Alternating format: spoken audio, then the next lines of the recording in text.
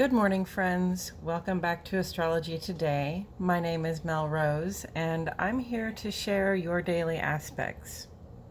Today is Tuesday, June 28, 2022.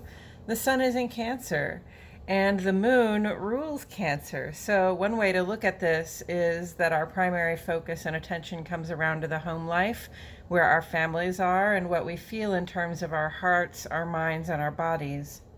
Another way to look at it is that what has been happening in the outer world sort of overflows into the home life. There's a lot of watery, emotional, and creative energy here.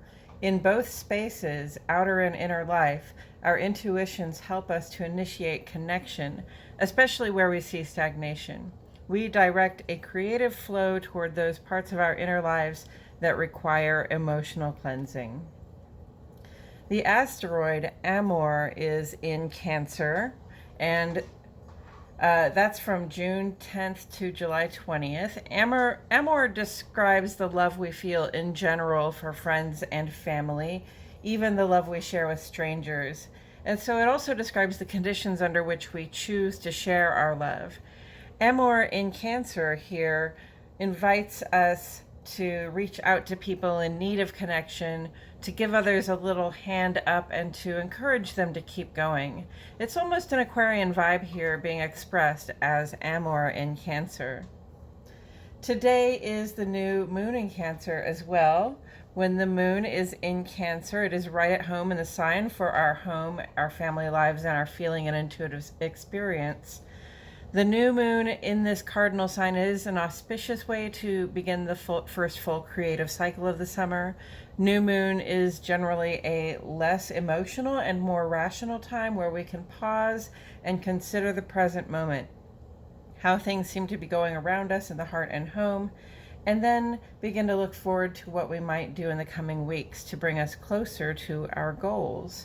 Moon in Cancer at this time allows us to initiate with more of a sense of emotional attachment to the intentions we're setting.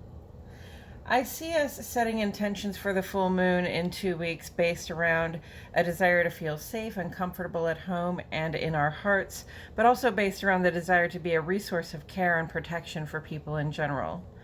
Toro, the asteroid, is also in Cancer, lending the strength and gravitas of the bull in our efforts. Lilith, the asteroid, is also in Cancer, lending us a fierce disposition toward the independence and support of all people. Super Aquarian vibes there for me, but coming across again as Lilith in Cancer. We will not be moved, and we will not defend with, and we will defend with ferocity all of those things that touch our bodies as much as they touch our hearts and our homes. So, what intentions might we set for ourselves in the coming weeks and months if we're coming from a present intention to bring safety and moral support to ourselves and others in our public and private lives? For aspects today, we begin on the sun side. This represents the expressed life, the stuff that goes on out in the world where we work and socialize, and in general, how we show up and interact with other people. Early this morning at 2:55, and that's Central Standard Time, friends, Neptune goes retrograde, where it will be until December 23rd, just after the winter solstice. Neptune co-rules Pisces with Jupiter, and Neptune is currently right at home in Pisces. Neptune represents the dream world, our fantasies, and our illusions. This can serve as a well for inspiration and creativity, but it is also an area where we can lack clarity or sort of get lost in our ideas about how we'd like things to be. Neptune's retrograde in Pisces at this time is here to help us clear up any unhelpful illusions we have. This can pertain to the personal or the public life, but having the blindfold removed is a very personal experience either way. It can be unpleasant when we realize we've been indulging a fantasy that doesn't reflect the reality of our experience. On the other hand, having that clarity will open up new and better opportunities in our creative lives if we allow it. This evening at 7:59, Sun goes square to Jupiter. This aspect will be with us through June 6th. June 6th. Hogwash. July 6th.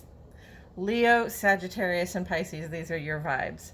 I'm fond of saying that Jupiter is the biggest, friendliest kid on the block. Jupiter could probably beat our asses, but acts more like an indulgent parent or sibling who just wants us to have everything it takes to make us feel as though anything is possible. So, when Sun goes square to Jupiter, we get this feeling in the outer life like we are growing, our lives are expanding. All good things flow to me and through me is sort of the vibration. The square vibration here does create a small challenge, and that's going to be a matter of how we express these feelings of confidence and grand potential. If we become arrogant or boastful, if we overstate our capacity to share or to grow, we may embarrass ourselves and miss some of the benefits Jupiter is offering us. So, understanding that all good things flow to me and through me doesn't translate well to behavior that says, I am the center of all things, you can rely entirely upon me. It does translate well to behavior that says, good things flow through me so that I can be a source of uplift for others as well. Late tonight at 10:51. Yes. Venus goes sextile to Jupiter. It looks like I'm skipping something, but I'm actually going to do this one in the moon column today. So that's 10:51 at night. Venus is going sextile to Jupiter, Taurus, Libra, Sagittarius, and Pisces vibes there. This one will be with us for a few days through the 2nd of July. Our receptive quality, our attractive behavior is in a positive, cooperative vibration here with our sense of growth and personal expansion. This is a very fortunate position for us all to be in for the next few days. Again, I'm going to remind you to focus on what it is you would like to attract. This ability to draw toward us the bigger, more expanded version of ourselves is combined with this other aspect here that imbues our outer lives with confidence in the good things that are coming our way.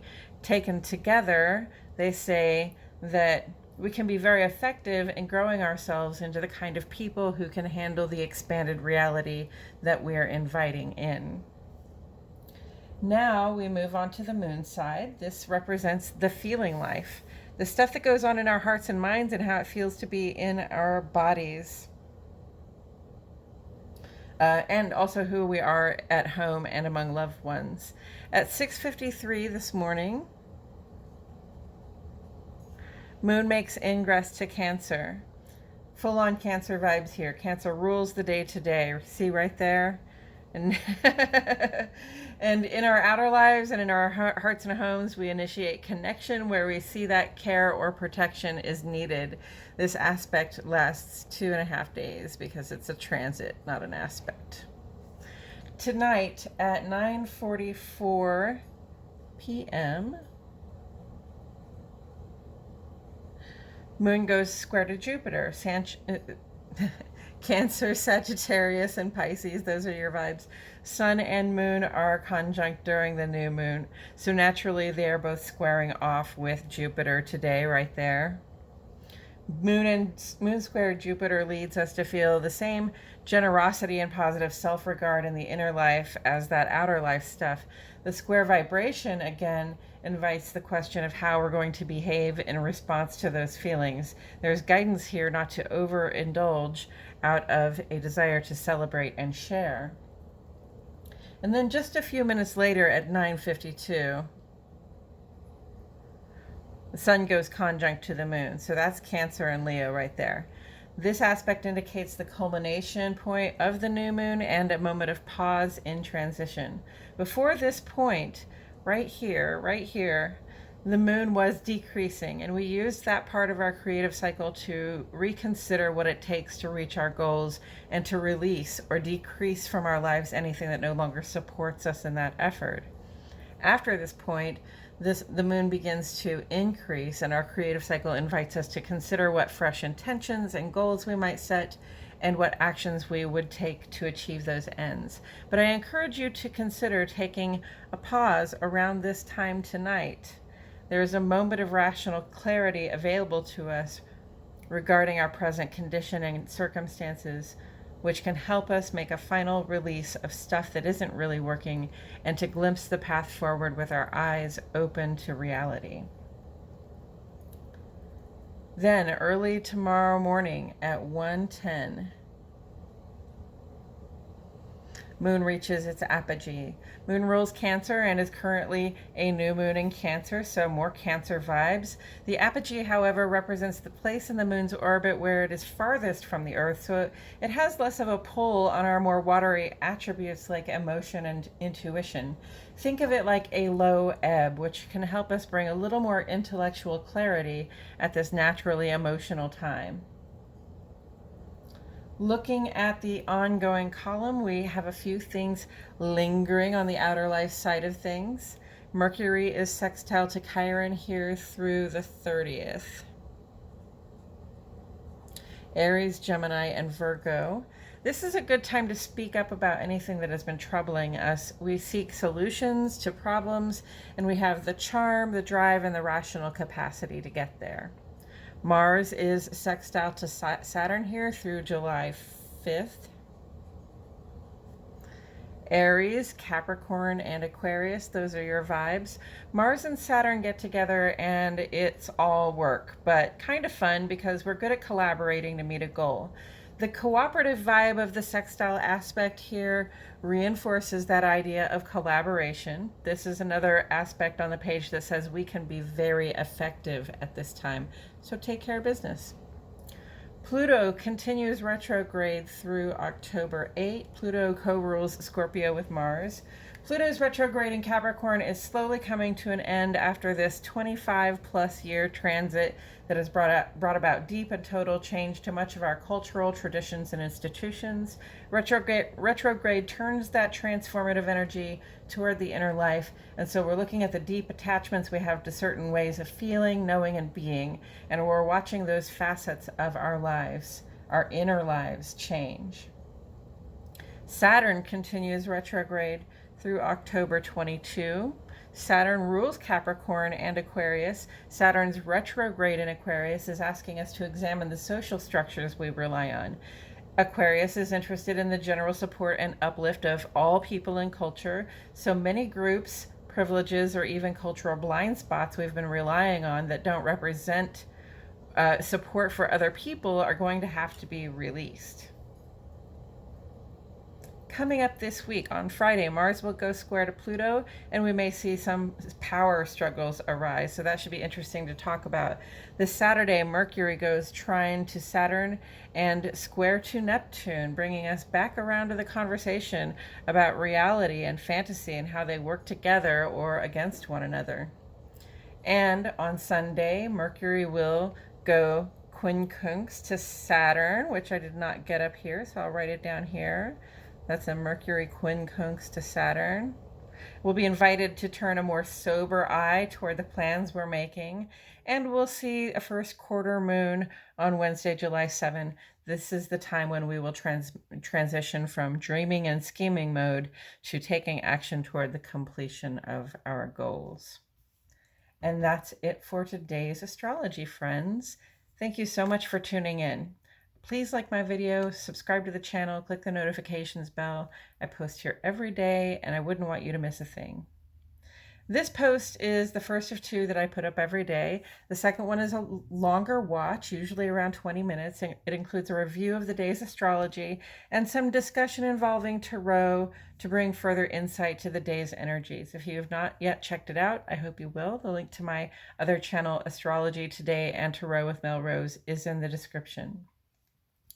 Friends, thank you for commenting to ask questions and provide insight. Your engagement means the world to me, and I thank you for including me in your day. My love and gratitude go out to each and every one of you, and I will see you all back here tomorrow for more Astrology Today.